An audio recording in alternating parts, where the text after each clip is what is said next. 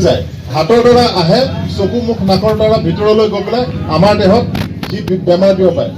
গতিকে অহাকালি 7টা বজাৰ পৰা ৰাতি 9টা বজালৈকে যিটো বন্ধ দিছে সেই বন্ধটোত আপোনালোকে নিজকে বেলেগ মানুহৰ পৰা আঁতৰত ৰাখিব, সেফ থাকিব।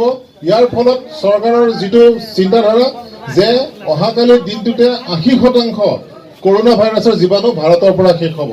গতিকে সকলোৱে সহযোগ কৰিব আৰু অহাকালি দিনটো অত্যন্ত জৰুৰী কাম নহলে বাহিৰলৈ নোলাব, বজাৰ সমাৰ পাব্লিক প্লেছত ঘূৰি নুফুৰিব। আমাৰ ফালৰ পৰা এইটো অনুৰোধ কৰিছে। সেই 14 ঘণ্টীয়া বন্ধ আহ্বান কৰাৰ মূলতে এটাই কথা, কৰোনা ভাইৰাছ যিটো সমগ্ৰ বিশ্বতে মহামাৰী ৰূপ এতিয়া, সেই ভাইৰাছটো বতাহত উৰি নুফুৰে। সেই ভাইৰাছটোৰ গধুৰ ভাইৰাছ, ওজন থকা ভাইৰাছ। সেইকাৰণে সি কোনোবা যিকোনো জেগাত পৰি থাকে, চকী হওক, টেবুল হওক, কিবা আপোনাৰ যিকোনো এটা জেগাত আপুনি ক'ৰবাত গৈ পেলাই দোকানত দিলেতো সেই ভাইৰাছটো থাকিব পাৰে। কথা হ'ল কি, এতিয়া সেই ভাইৰাছটোৰ জীৱন শক্তি 12 ঘণ্টা। সি ক'ৰবাত যদি জন্ম হয় তেতিয়াহ'লে 12 ঘণ্টাৰ ভিতৰত তাৰ মৃত্যু হয়।